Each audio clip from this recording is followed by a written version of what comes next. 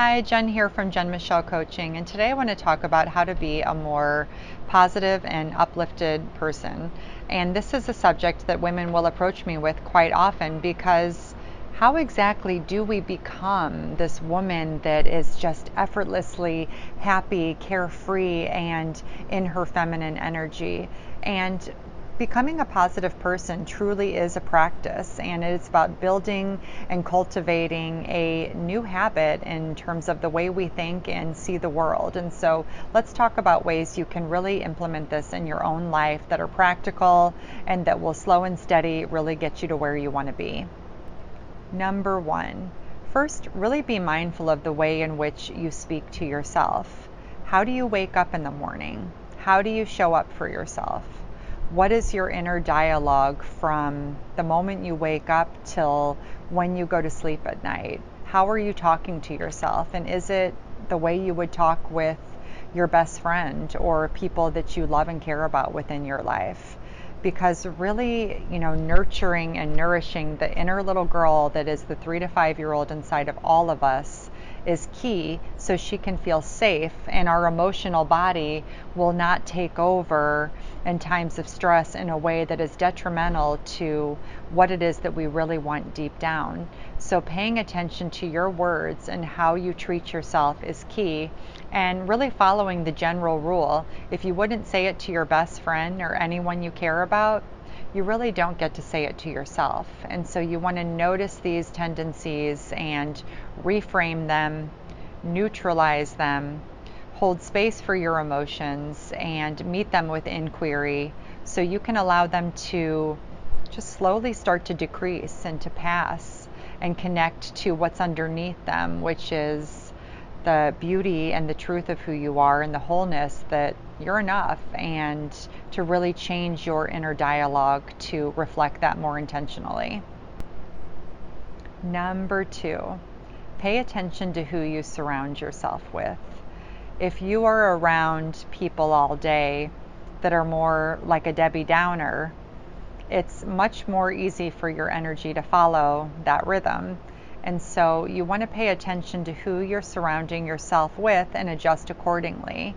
This means putting yourself around more positive people, creating experiences for yourself where you get to see the joy and the gratitude in something, and really just exiting your reptile brain and setting that attention to move past the instinct, which is to really cultivate opportunity to see the beauty in the situation or to see the fullness and the depth of it from a deeper and more joyful level. And this is easier to do when we're keeping company around people on a similar path and who have a desire to grow and to really enhance their own lives. And so really pay attention to the company you keep and create opportunities to be around people that are creating joy, abundance, and possibility in their life. And you'll notice that this energy will motivate and impact you in a really, really strong and beautiful way.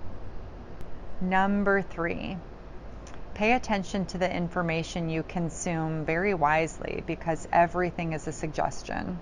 Everything in our lives is a suggestion. And so if we are not awake to that, then we just take suggestions in all day and they may not really be anywhere close to what it is that we want. And so making sure that you're awake to what is being recommended and what is being absorbed.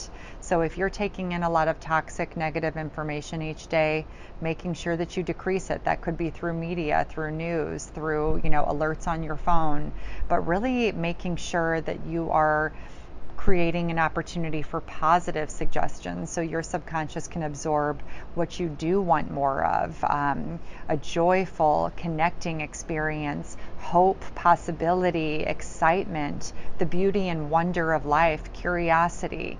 Where are you taking in those types of suggestions? And so really making sure that you're aware of the power of suggestion and you are consuming that very wisely, and making those modifications as needed on a day-to-day basis, and questioning what perhaps once was on autopilot.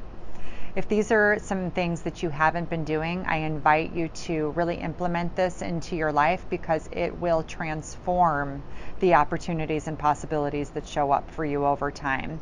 Build this new habit, and cultivating a joyful positivity in your life will become second nature, but it does require consistency, practice, and discipline. If this is a subject that you would like to hear more about, please check out my site, jenmichellecoaching.com. I have lots of ways to help women tap into their innate magnetic sensitivity, their feminine energy, and really bring out the natural joyfulness that exists in all of us. Sending you lots of love.